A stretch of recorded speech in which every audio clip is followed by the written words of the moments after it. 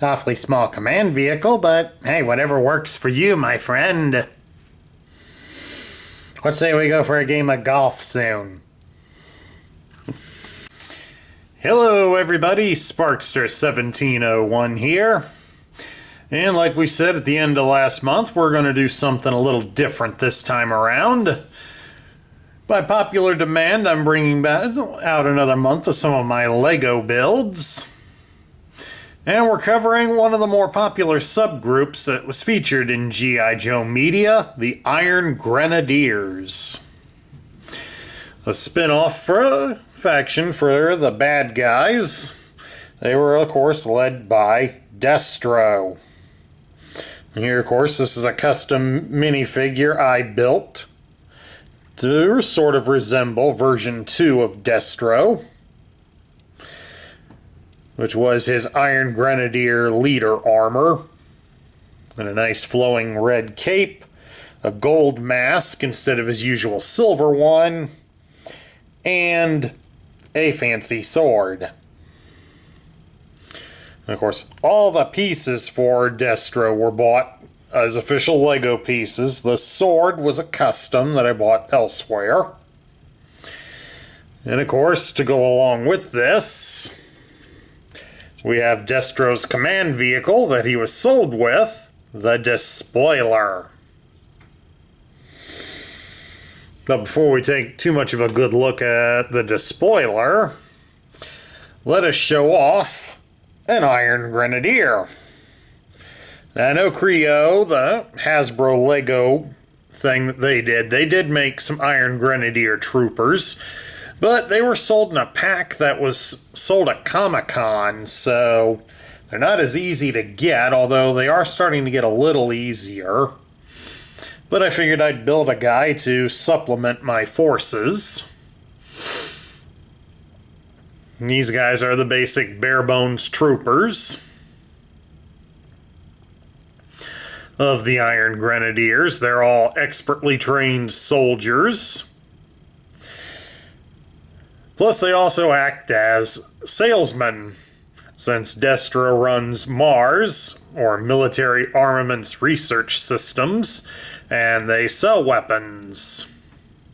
So these guys are trained to go out and sell and do live product demonstrations. And of course, if countries and whatnot are not willing to buy said arms, Destro will more than happily sell them to their competition or enemies. Then he'll come back and see if you want to buy it, if you want to try to talk into being sold some new weapons. Destro lives for war. His Iron Grenadier guy, just like his action figure, the original one from 1988, he had a submachine gun, not exactly like this one, but it's the best I could do. He had a red laser gun,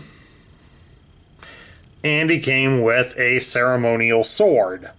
The backpack was designed by G1er Customs. Unfortunately, they're no longer making these products, but I was able to get the plans for the backpack. It gives an interesting way to store all the weapons, because there was no official Lego thing made to have their swords hang from their hip like the action figure does, so they designed this backpack, which is relatively simple, as a way of stowing the extra weapons.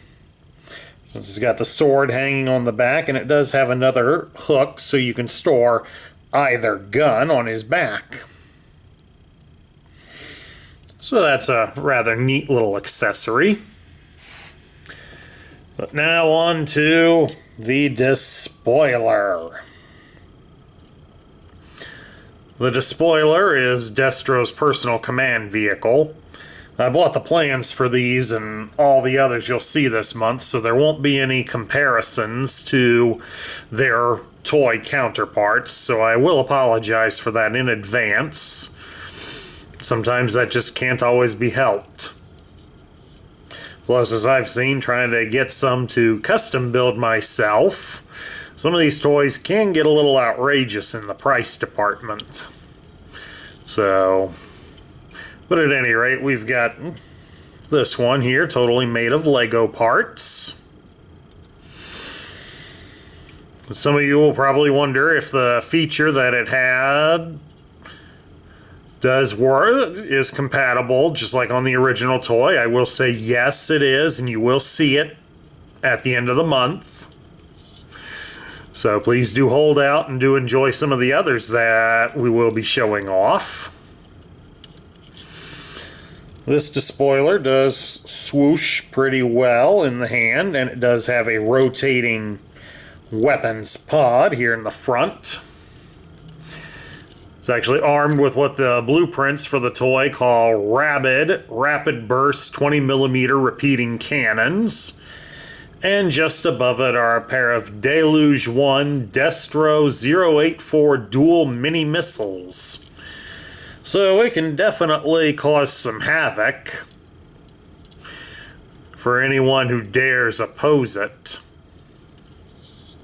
Although, of course, being a flying vehicle, it does have some limitations.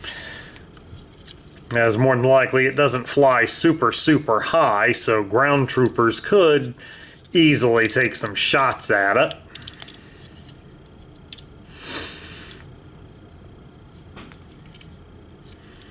And of course, some of the other features that the toy's blueprints talks about is that it has a hardened steel deflection protection cockpit. This stuff right here in the front. Along with, underneath it, as part of its power plant, vertical takeoff and landing directional thruster rotors. And of course, here on the back, horizontal rear position thruster rotors.